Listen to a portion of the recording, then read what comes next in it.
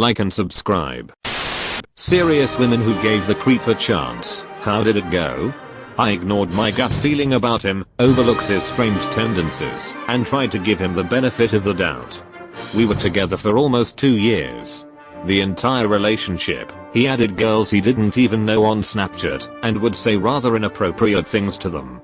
Being that you know nothing about strangers on that app, I'm now aware that one of the girls was a minor. He was 26. On my 22nd birthday he had invited my best friend to sleep in our bed with us, and the first time he met my sister he gave her the same invitation. He gave both of those invitations right in front of my face. When we were out together, and he saw someone attractive he wouldn't just glance, he stared. He regularly talked on my family, and is just generally an awful person. I was his first real girlfriend, and he was / extremely self-centered and mentally abusive. That ended almost a year ago, and he still goes to our regular hangouts, and asks about me, when I come in, where I'm living, who I'm seeing, etc. My takeaway from that whole situation is, always trust your gut feeling about people. He secretly made a copy of my house key, and would let himself in, while I was at work to read my diary. I walked in on him peeing in my washing machine, after letting him in my home for some reason. Literally the first comment and I am already making a face. Let us see how much worse it gets from here. Edit. Thanks for the upvotes and awards. Did not expect this to blow up. The dude in the flat across from mine started off as a really nice guy. Introduced himself, offered meals when he'd cooked too much. Just a great guy all round. Within a few weeks, it was made clear that he was an alcoholic. I have a recovering brother, so I really sympathized with him. I went out of my way to sit with him, and eventually called him an ambulance when he fitted from withdrawals, UK, so calling an ambulance is free. This carried on for a little while, with me sitting with him 2 or 3 times a week, waiting for an ambulance. One night after he started fitting, he kept grabbing my breasts. I was already on the phone to the ambulance service, but the woman heard me telling him to stop, and sent police as well. He was carted off, and just like usual, I grabbed his keys, and told him to knock for them the next morning. Well, the NRXT time I looked after him, the groping got worse. And then slowly so did my life.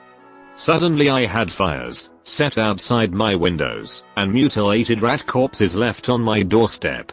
The police were called after every incident, and I got to know one policeman who was put on my case really well. He suggested I put up cameras, so I did.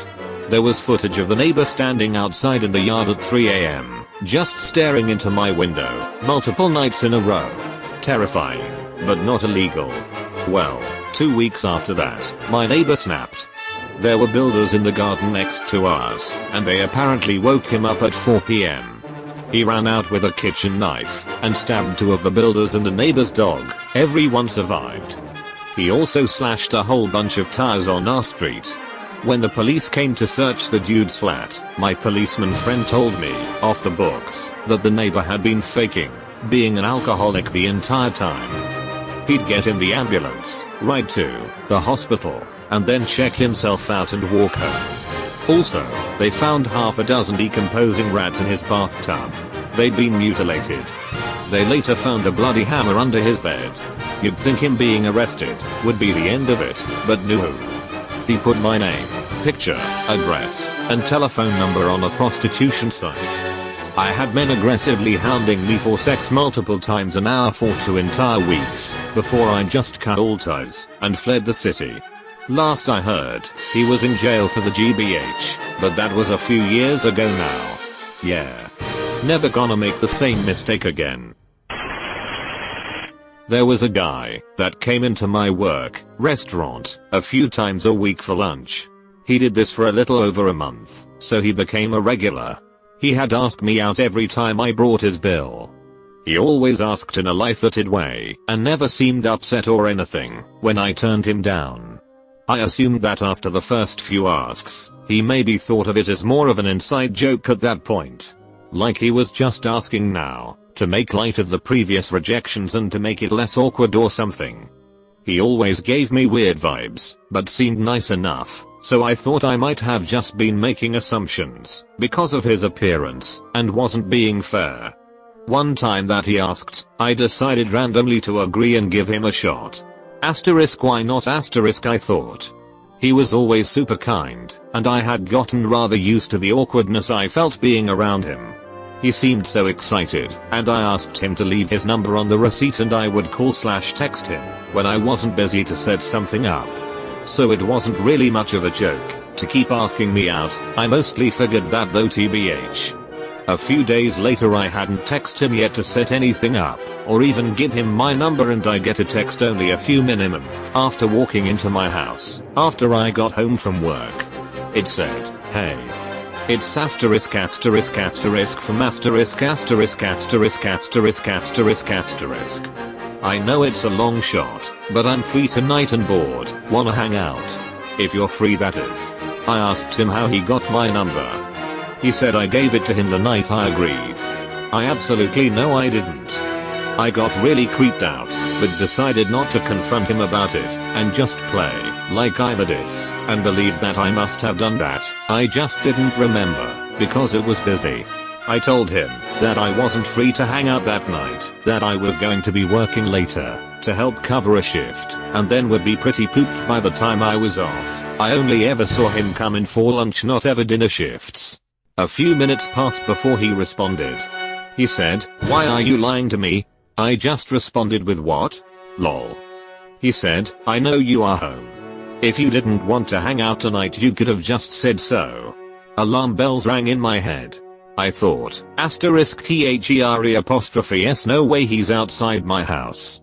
He is just trying to call my bluff. Creepy but not a full-blown stalker. Asterisk but I felt exposed. I felt the crawling on my skin that only burns into you when someone is staring at you. The vulnerable pulses that are felt only by prey. I looked out through the blinds of my bedroom, and he was parked right outside my house. I could see his face lit up by the phone screen. He was so close. I texted him and said, "Ahaha, you caught me. How did you know I was bluffing? I'm sorry. I do want to hang out soon, I'm just not feeling up to it tonight." And called 911. The police showed up and went up to his car and talked to him for a bit. He drove away a few minutes later, and then the officers came to my door. They told me that they acted like a random neighbor complained about a strange car. They didn't implicate anyone but made it seem like it was an older person, so probably not me. They took his plate information, but asked him politely to move, so he didn't upset anyone in the neighborhood, and he complied. I went to my friend's house that night, and filed a restraining order the next morning. I later found out that he most likely got my number from the shift sheet behind the hostess counter, because several co-workers had seen him, at different times, snooping back there, and kindly stopped him. He, I guess, grabbed a roll of silverware claiming that the server hadn't left him any, and he didn't want to bother anyone, because he knew they were busy, so just grabbed it himself. This stopped anyone from suspecting him of anything odd. And that his car had been parked at my house almost every night. Neighbor's security camera. I don't know how he got my address, but I assume he must have followed me. He must have been full on stalking me for a while. He did come into my work a day or two later for lunch acting like everything was normal. I immediately went and got my manager, and she informed him that he had a restraining order against him preventing him from eating there because he would be in violation of it. I had already changed my phone number, so I don't know if he tried to text me, and I didn't sleep at my house for weeks, but I never saw him again after that. And I often find myself thinking back to that time, and wondering how much more did he do, and for how long, that I don't know about. Like, maybe he stalked me long before he started coming into the restaurant, and only started coming in there because he felt more brave than before to interact with me. How much of my private moments throughout my life were actually not private. Also, I have never once stopped feeling scared that he might have still stalked me and knows where I'm even now, but is keeping himself hidden. I doubt it, but the fear is still there. I have never felt comfortable being alone. Ever. Most of this would have still probably happened, even if I didn't agree to give him a chance. But if he hadn't slipped up about having my phone number when he shouldn't, I would have gone out somewhere with him, and who knows how badly that could have ended. Asterisk asterisk if your gut feeling tells you he's a creep, then he is most definitely a creep. Don't let the nice guys guilt trip and gaslight you into doubting your own intuition with their narrative. I agreed to go on a date with a guy. He seemed nice enough, and he appeared to have his together. After an hour at the pub, I was getting some red flags, and I said I needed to make a move, and he walked me to my car. He then got in my car with me, and begged me to go back to his. I politely declined at first, but he was not getting out, so I started to get more scared. After about 20 minutes of insisting I come back to his, I was terrified. So I secretly text my mate to call me with an emergency. 5 seconds later she called and said she got stuck in a puddle and needed my help. I love this girl. So I told him I really needed to go, and after getting quite angry he finally got out and slammed my car door.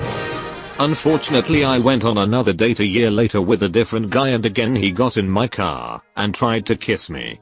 I just leant on my horn, wound my windows down, and screamed like a crazy person. Luckily he got the message and left swiftly. Guys, please don't just get in the girl's car. It is creepy and scary AF. There was a guy who I wasn't sure about. There had been signs. After a couple normal dates, he wanted to take my Jeep to a local off-road location that had a main rutty road with many offshoots with hill climbs and mud pits. He bugged me to drive it. I told him he could only take it down the main off-road, but while we were bouncing, straddling ruts, chugging along just fine, he suddenly gunned up an almost vertical climb off the main road and rolled us into a ditch on our side. The tires weren't on the ground, so no way to get it out. Then, he acted like it was no big deal. I had to walk to my uncle's house, which happened to be on a road near the off-road location. He wasn't home, but his girlfriend was, so I called a couple people and couldn't get a hold of anyone. As a last resort, I called one of my best friends from childhood, a guy friend, which we did briefly date for a while, before deciding to just remain friends, the only person I could get a hold of with a vehicle that could potentially pull my Jeep out. The creepy guy had no ideas besides to leave it there on its side. He had a total fit and made a big scene. My friend from childhood helped me pull the dents out and fix it, while the creepy guy walked off into the sunset. You've been visited by the ghost of a very important man. Pay your respects by liking and subscribing, and he'll grant you 3 weeks of good luck. 3 weeks of